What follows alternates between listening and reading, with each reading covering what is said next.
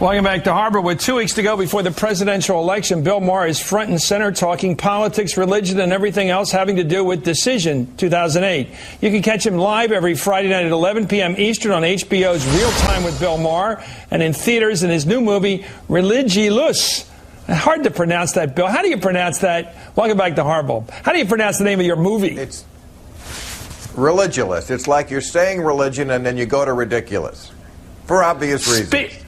Well, speaking of which, let's take a look at a little favorite of ours now from last Friday. This is Minnesota Congresswoman Michelle Bachmann and what she had to say about her colleagues on Capitol Hill. So this is a character issue. You believe that Barack Obama you're suspicious because of this relationship, may have anti-American views. Otherwise, it's probably irrelevant to this discussion. So absolutely. You believe it brings in the, so you believe that Barack Obama may have anti-American views?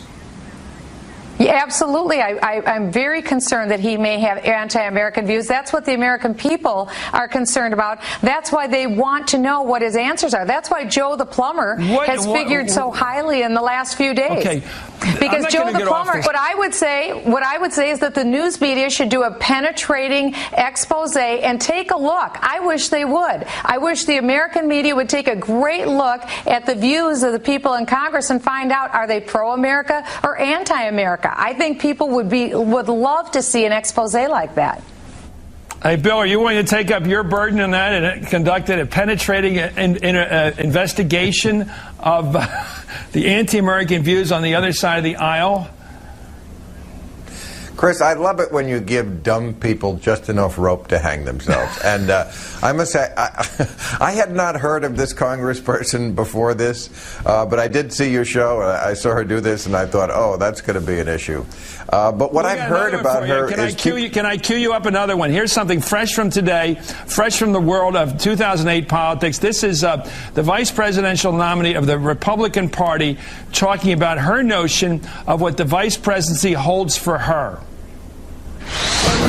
A vice president has a really great job because not only are they there to support the president's agenda, they're like the team member, the teammate to that president, but also they're in charge of the United States Senate. So if they want to, they can really get in there with the senators and make a lot of good policy changes that will make life better. Wow. I heard this begin during the debate when her notion of the vice presidency is she's going to run the U.S. Senate. I thought it was a formality to just break ties and sit up there. She says she's going to basically be in charge of the Senate. She's going to get through good policy. She's going to get in there and work. I guess she has to take a look at the Constitution before she, well, at least takes office. Well, that would involve reading, Chris, so I wouldn't hold your breath on that. I was just going to say, before you showed the second clip, that what I've been hearing about this congresswoman in Minnesota is that she's the only person in public office these days who's actually dumber than Palin. But I don't know. After I heard that clip that you just showed me, it's a toss-up. That's a real Beavis and Butthead we've got there. But, you know, I don't know how we got to... Yes, sir? I'm just wondering about this rift that's been going on the last couple of days. Maybe it's because of the poll numbers showing like a 14-point spread now for Barack. But in the last couple of weeks, he's a celebrity. He consorts with terrorists. He's a socialist. He's an anti-American. Today, Mel Martinez, he's a communist. They hate America, the liberals. It's getting hotter and hotter. At this rate, 2 weeks from now, I don't know what the accusations are going to be. But this is old-time Republican boilerplate that we've lived with for the longest time. It's just getting nastier because these are the people, this is the old guard who fears that their claw that's on the lever of power is finally being pried off. So they do what Republicans in this era always do. If you say something that's a valid criticism of some Republican policy, they go right to turning it around to, no, you're attacking something noble that's associated with that policy. If you say that George Bush avoided Vietnam, you're denigrating the Guard. If you say Sarah Palin is not qualified to be holding high office, well, then somehow you're attacking small-town America. And so it's just gotten ratcheted up to this level where somehow Barack Obama is a socialist and a communist. I don't even know where they're getting it. They're just pulling out of Joe the plumber's crack. Yeah, let me go to your line of his what? His what? Well, you know plumbers, Chris. I don't want to have to spell it out for you. Okay, I don't know. Let me. Here's a quote from Governor Palin. More food for thought. Quote: "Faith and God in general has been mocked through this campaign, and that breaks my heart." You know, except for that comment made up there on Russian Hill or Nob Hill, wherever it was, back several months ago when Barack Obama was trying to explain to the rich people why some middle-class people wouldn't vote for him besides race. I haven't heard a lot of reference derogatory of religion at all in this campaign. I don't know what she's talking about. I think she's talking about me, Chris. I'm the only one who does it. So, you know, I'm flattered. Thank you for listening, Governor. But yeah, I don't understand that. And this is not the first time we've heard this line of reasoning, if you will. The Christians who are 80% of this country, at least, who control everything, they have this persecution complex. I don't know where they got that from.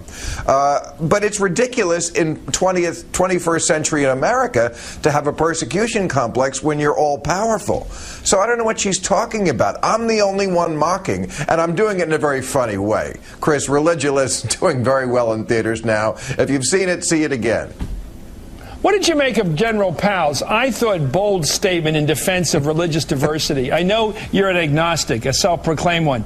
And many people, not many people, some people are in this country, obviously, and almost everybody has some sort of question about their faith. They think about their faith. They wonder about it. They have moments of doubt. Of course, people do. But here he was doing something that seemed to be not necessary, but maybe we know it is. He said, what's this about calling Barack Obama a Muslim, which he isn't? He's a lifelong Christian. But if he were, if a kid were 7 years old who were a Muslim, and then he talked about the soldier who died because he wanted to defend his country, America, against what those people did on 9/11, and he did die in Iraq for his country. The mother was at the graveyard, her head on the tombstone. I thought that was interesting that a guy of his power and popularity risked everything to come out and say, yeah, you know what? It's okay to be from a real minority religion in this country. It's not just about lies told about Barack Obama. It's about when it's true that somebody has a minority religion. So what? Move on. Well, he can say that. He's not running for anything. But as you and I both well know, even though we pretend that there is no religious test in this country, of course there's a religious test in this country. You better be very religious, you better be Christian, and you better profess your faith at every turn, or else you have no chance of getting anybody's nomination for president. I mean, Barack Obama talks a lot about his faith, and he's supposedly the party that's not that totally into religion. But I hear him do it all the time, and when I hear him do that, all I can think is, I hope he's lying. I hope he's just pretending. I hope we finally have a secular president who's not going to run a faith-based administration. Because when you're faith-based, I'm sorry, it warps your thinking. No offense. Okay. Well, maybe there is Bill Maher, one of the funniest guys I know, and sometimes you're too irreverent even for me. But thank you, Bill Maher. Real Time with Bill Maher airs Friday nights at 11 p.m., but you can invite me on, that's okay, on HBO. And his new movie is called Religulous.